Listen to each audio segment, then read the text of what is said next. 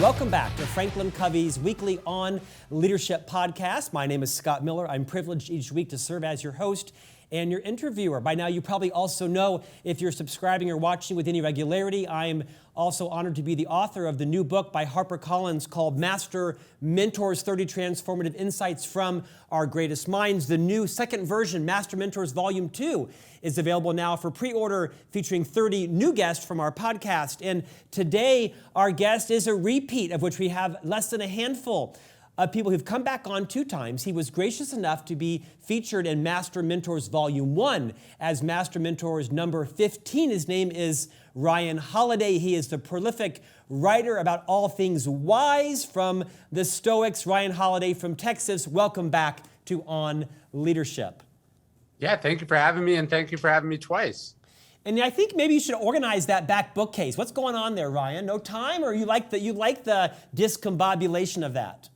No, these are the books that I am in the middle of using now on whatever project I'm happen to be writing. So these are more the books I am accessing and using and taking off the shelf and putting back on the shelf, as opposed to my actual books, which are displayed throughout my office. I remember that because I remember how many international rights, how many foreign translations you had on our previous podcast. You were gracious enough to join us 2 years ago when your book, Stillness is the Key, came out. That book and our interview has haunted me ever since then, in terms of all things in the way I do not resonate with stillness being the king. In fact, I am the parent to 3 young boys who are 8, 10, and 12.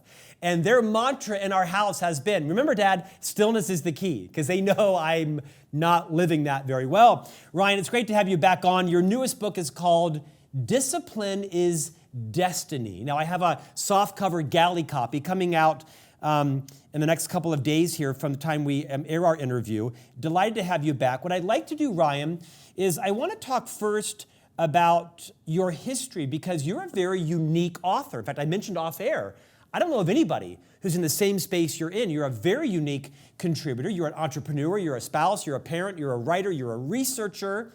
Your path to that was a bit unconventional. Would you take a few minutes and talk a bit about your writing process? I told you that one of my favorite parts of the book was the ending, the afterword, where you talked about the struggle of, is there a book here, and how did it come together, and sort of celebrating the success of getting it done. Would you reconnect our listeners and viewers from around the world with kind of who you are, what your writing process is, and why this topic, discipline, is your next great release? Well, I think people think that books are about inspiration. It's about the magic of creativity, and there is a part of that.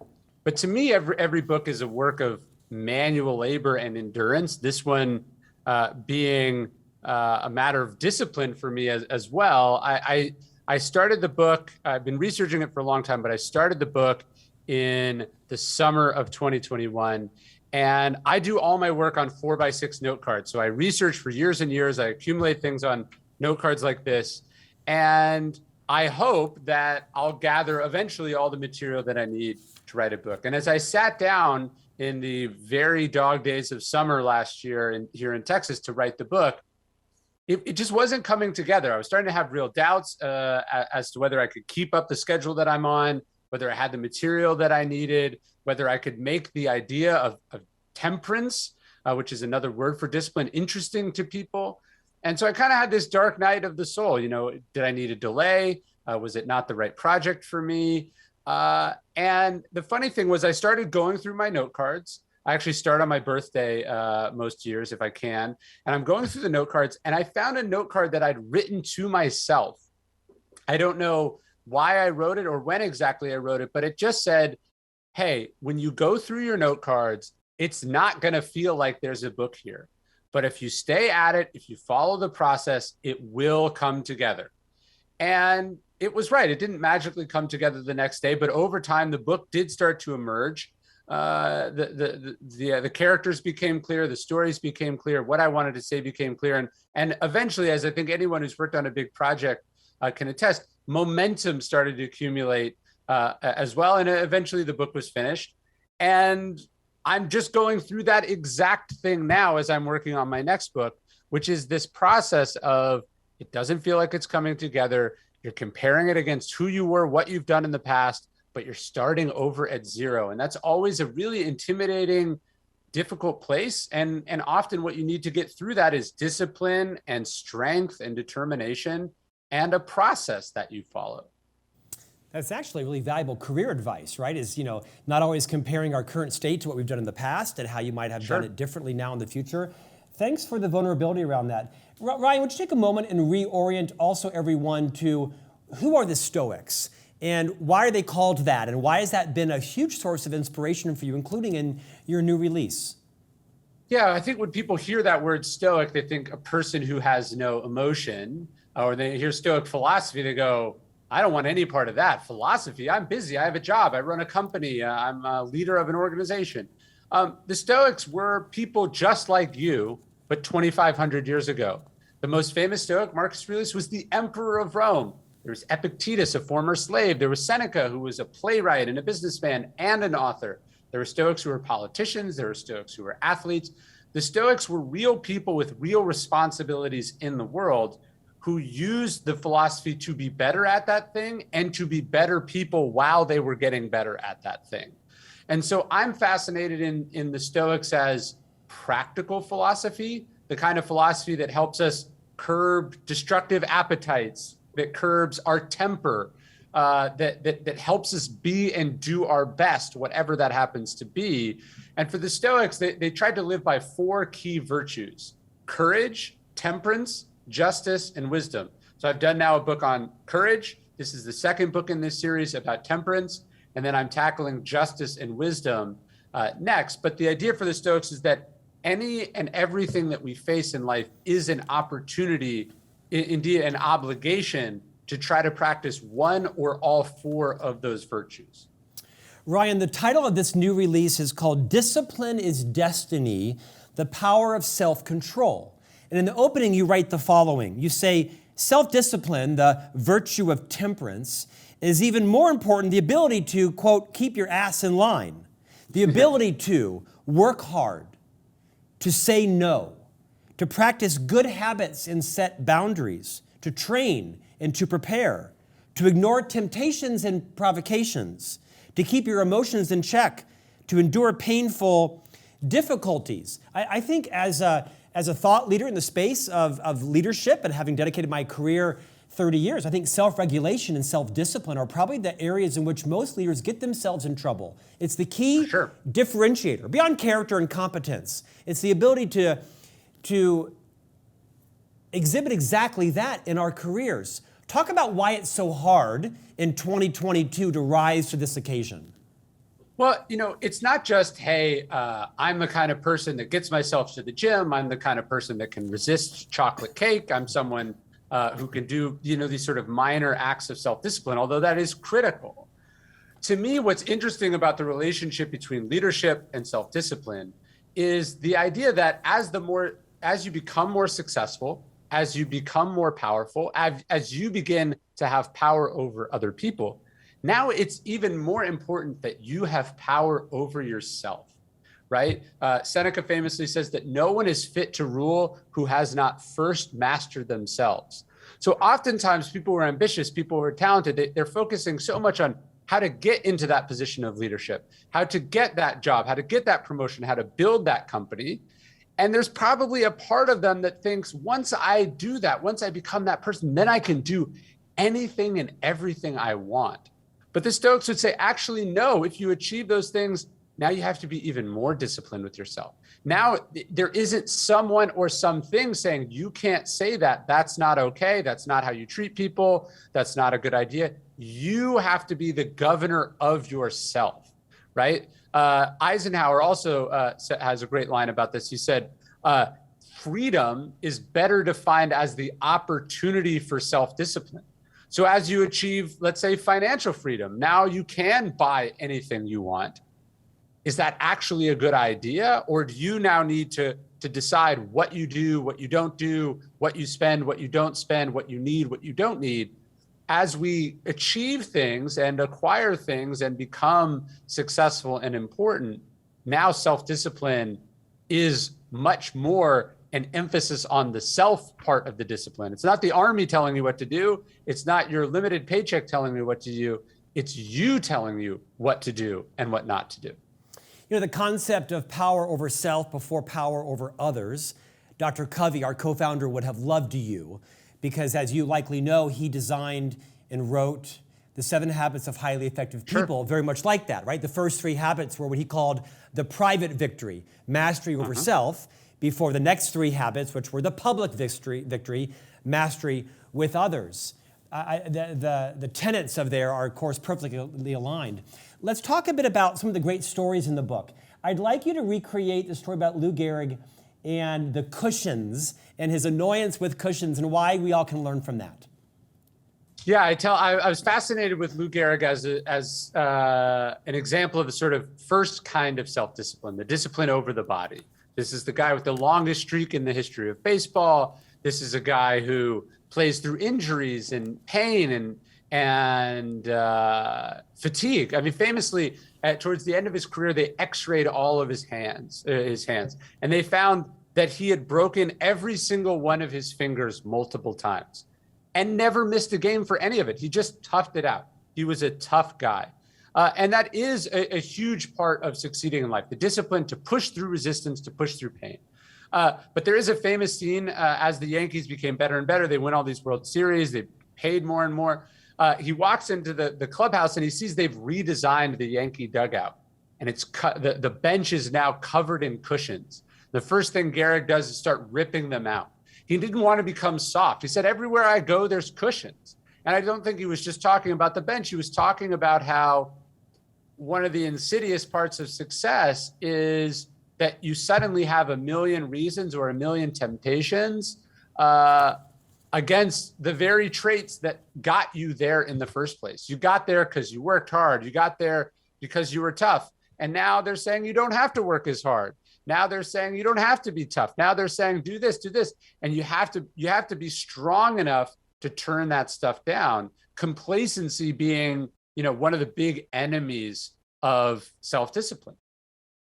In fact, you wrote in the book that he knew that getting comfortable was the enemy, and that success is an endless series of invitations to get comfortable. I mean, that is such great advice to entrepreneurs, to parenting, right? In our relationships, is that success is a series of invitations to get comfortable.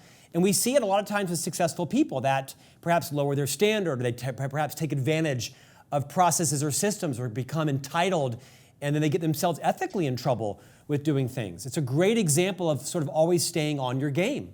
No pun intended. That's very true. And I find this as a writer. What I was just telling you about my routine, my system for being a writer. Anyone who's written a book knows it is a painful, difficult process. There's an expression, painters like painting, writers like having written. It's better to have done it than to be doing it. But one of the reasons I don't take a large amount of time between books is because I know if I get out of the habit of writing books, it makes it much harder to get back in the habit. I heard a line from a backup quarterback in the NFL last season. He said something like, if you don't get out of shape, you don't have to get back into shape, right? The idea is if you're always ready, if you're always at your fighting weight, if you're resistant to getting comfortable or complacent or entitled, you're not going to have to do a course correction because you never got off course to begin with.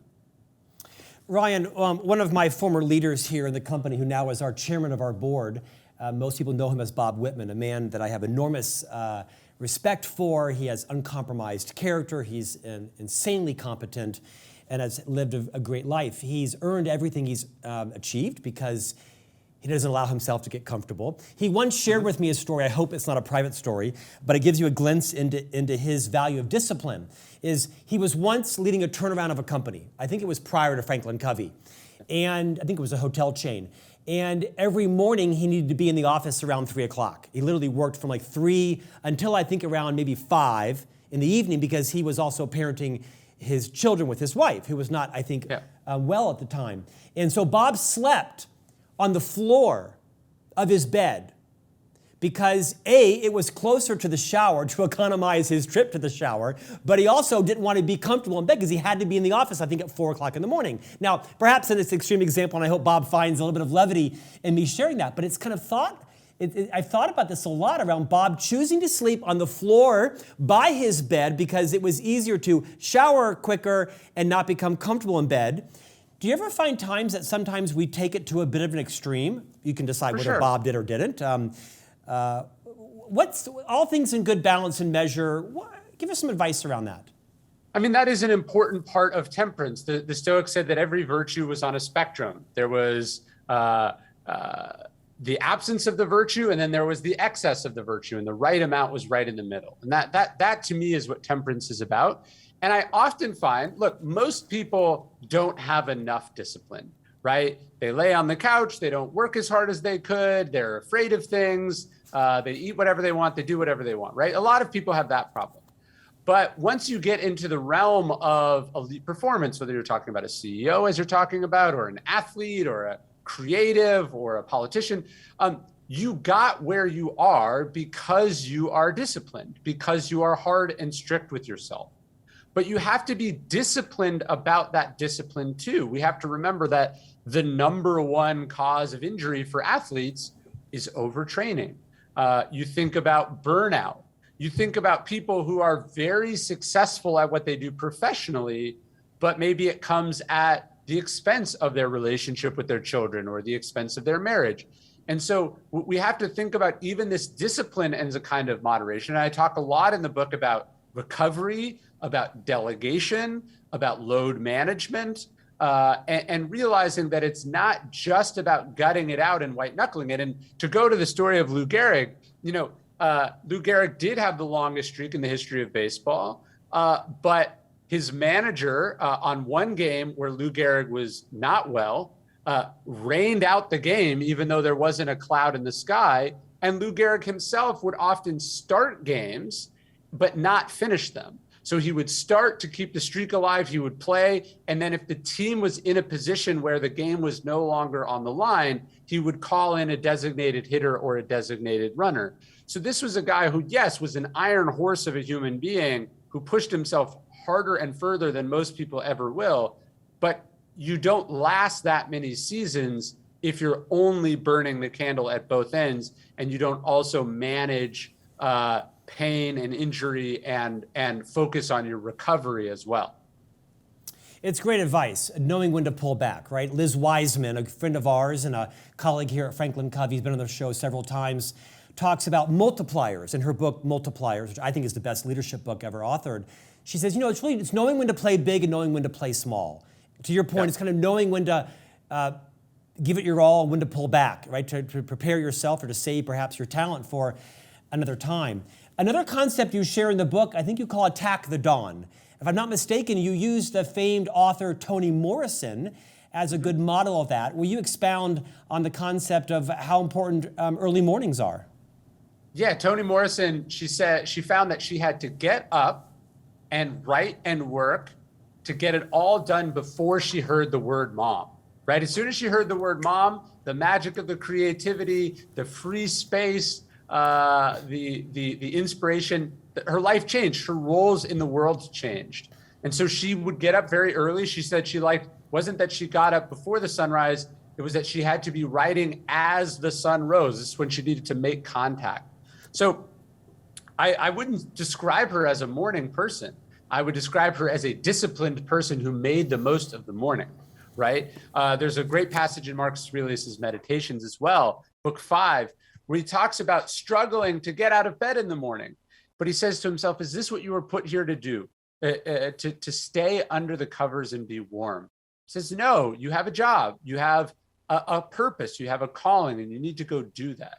And so I find that the mornings are that special time, the freest part of the day, when we have the most energy, when we are the least tied down, when we are the least burned out, and we have to seize that. Now, I would say, again, part of being a morning person, to talk about discipline, being a morning person does not mean you don't get sleep. To me, part and parcel of being a morning person is being an evening person who goes to bed at an appropriate time. so that when you get up in the morning, you're not bleary-eyed and exhausted, but you're ready to go do that thing that you were put here to do.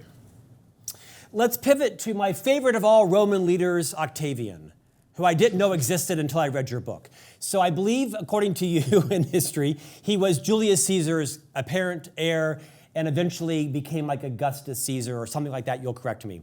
But the point of the whole story, which you'll recreate, is the concept of kind of knowing when to go slow, that speed isn't always the best strategy. It was our, again, co-founder, Dr. Stephen R. Covey, that said, when it comes to relationships with people, fast is slow and slow is fast. And as a person myself who's very efficient, but not always effective with my relationships, it haunts me in a good way that fast is slow and slow is fast when it comes to building trust with people and building rapport. Talk about the importance of knowing kind of in life when to go fast and when to go slow. Yeah, so Octavian, also known as Augustus, and some people have heard of the Emperor Augustus, he begins as Octavian, the nephew of Julius Caesar, and he becomes this powerful Roman emperor, but it is a long process. Even though he's a young man going places, even though he's ambitious, his favorite expression was festina lente, which in Latin translates to make haste slowly, which is exactly what you just said. Slow is fast, right? If you're rushing it, if you're doing it sloppily, if you're doing it before it is time, you're actually going to have to do it again, or you're going to miss your chance, and that, or you're going to blow your chance, or you're going to upset people, or people are going to miss it, or whatever it is, right? You're actually doing it incorrectly. So yes, there is this part of us that wants to hustle, that has initiative, that has drive, that wants to attack not just the dawn, but the day and every project in front of us. There also, we need to be patient. We need to be in control of ourselves. On the cover of Discipline is Destiny, it's a charioteer, which is often how the virtue of temperance was rendered in ancient art. You think about it, sometimes you're spurring the horse, right? Sometimes you're whipping the reins to make them go faster. Sometimes you're having to slow them down because you don't want to crash, because you're going around a turn, because they're losing control, right? And so when we think about self-control, it's not just faster, faster always, but sometimes slow down. Let's get this right. Let's do it correctly. I heard, as I read a lot about Queen Elizabeth II in the book, and a cameraman who'd filmed her a lot for different speeches and talks she's had to give, gave her the nickname One Take Windsor, meaning that when she gets on camera, she does it one time, perfect, every time, because she's practiced it before she got there. Ryan, I want to pay you a compliment, but it's going to be wrapped in a critique. You're probably the most unrelatable guest we've had because of your near encyclopedic knowledge of history and my favorite Roman Empire, Octavian, now to some known as Augustus Caesar. Sure, but at the same time, I also think you're the most relatable. Because the fact is, you didn't earn a PhD from Yale or Harvard in the Stoics. In fact, you have actually a really relatable professional and academic history. It's one of the things that I found most fascinating about you in our previous interview. Would you remind our listeners and viewers how you became this incomparable author where all of your books become bestsellers and you're in an enormous demand for speaking? Heck, I made you a master mentor. That's a bestowed honor right there. Would you just show some vulnerability and remind everybody how you got to where you are? Yeah, so I not only don't have a PhD in philosophy from Yale or Harvard, I'm actually a college dropout. I wouldn't say that I am self-taught because, as you say in your book, I am a product of the mentors and teachers that I have had. But I am not traditionally educated in that sense. I'm fascinated by philosophy. I'm fascinated by history. I think I have a knack for it, but I also just spend a lot of time on it. And I began in the writing world as a research assistant to a great writer, my mentor, Robert Greene, who wrote the 48 Laws of Power and a book called Mastery and the Laws of Human Nature. I think one of the greatest living nonfiction authors in the world. But I learned from him, even the note card system that I was talking to you about. I learned how to do this stuff a different way, not through the academy, not through a prestigious institution, but in a way that makes it, I think that part of what allows me to be accessible in what I write and talk about is because I'm having to access it myself as just a human being who's interested in this stuff without some of the baggage of the typical way that it's done, or the shibboleths of that industry, or the jargon of this industry. I'm just someone who's interested in these ideas, and I try to make them even more applicable than they were when I found them myself. What's the dinner conversation like in the Holiday house? What's it like to be married to you? I can't imagine it's too much fun. My wife likes to joke that one of us is a Stoic and the other writes about Stoicism. She has had to put up with a lot. And as I say in the afterword of this book, on one of my early books, I just sold it. This would have been maybe Ego is the Enemy. My editor called my wife to apologize and said, I'm making him do it again. But we talk about all sorts of things. I mean, we have 2 young children just like you. So our kids make up a lot of our conversations. We run this bookstore together. So we talk about that a lot. But I would say lately, it's been about books that we're reading. We're both big readers, and we like to share what we learn. We keep things interesting that way. So you mentioned the bookstore. Let's talk about your side hustle. You are an entrepreneur. You, with your wife, you run a bookstore in Texas, and that keeps you, of course, connected, I'm sure, to all things pandemic related and supply chain related, and what kind of books people buy. What are some of the lessons you've learned from being a bookseller that make it into your writings? Well, that we're not in the same room. And the audience is not in the same room with us. And in fact, millions of people are listening to this all over the world. That is so cool. And it's cool. I found that with my podcast. I found that with my books. Something like 60% of my book sales these days are digital, either in Kindle or audio. I love that. I love the scalability of digital technology. But the physicality of running a bookstore has been one of my favorite parts. Having a space in a community. We're in a building built in the 1880s in this small town right outside of Austin, Texas.